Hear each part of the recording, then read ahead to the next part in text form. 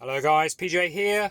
Today I am working on a 2008 Volkswagen Caddy van, and it's going to be a really short video. I'm going to show you how to remove a factory fitted head unit from the dashboard of the vehicle. Yes, this one's not quite factory fitted, somebody's obviously tinkered with this in the past, but the principle is exactly the same and it's really quick, really easy to do.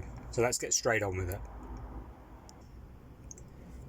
Ideal tools to have while doing this job are a plastic leverage tool like so. You can get these off eBay, Amazon, sort of £1, £2, maybe a pack of them. Very useful. Don't want a flat blade screwdriver, you'll damage the dashboard. TX20 screwdriver, again, needed to remove the radio. What we're going to do is start on the lower corner here with your trim removal tool. Pop all the way along, go around the edge. There you go, you hear the clips go there. Both edges along the top. Take your time, work it round. There we go, off it comes, put that safe. Revealing 4 TX20s, one here, two on the other side. Obviously go ahead, remove your 4 TX20s. Quick camera cut. With all 4 removed, now is the time to press eject. Make sure you've not left a CD in there.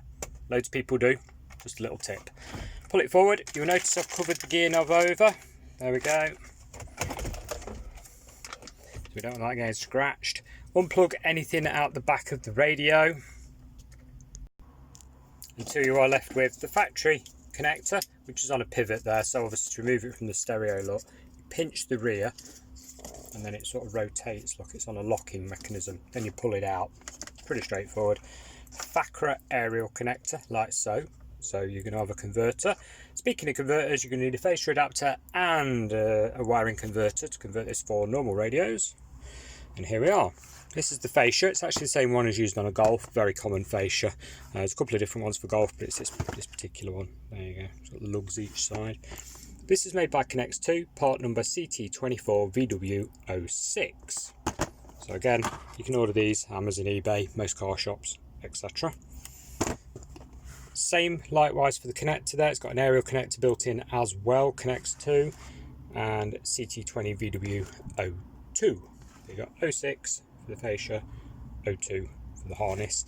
You'll notice this has a red wire that flies off. This will need to go to the fuse box of the vehicle on an ignition switched for your new stereo.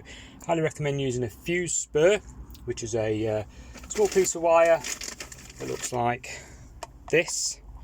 Basically doubles up a fuse socket in your fuse box.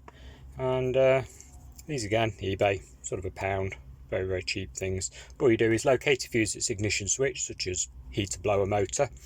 Pull the fuse out, pop this in, put the fuse that you've removed from the fuse box in the blank slot, and put a 10 amp in the outer slot to run the radio. Nice and easy.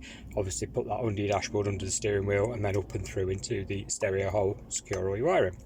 But guys, I would show you how to fit the new radio that's going in this, but I'm time sensitive on this, unfortunately. It's quite an involved job that I'm doing, so I'm gonna have to end it here. Hopefully that's shown you the basics of how to get the radio out remote move without damaging your dashboard.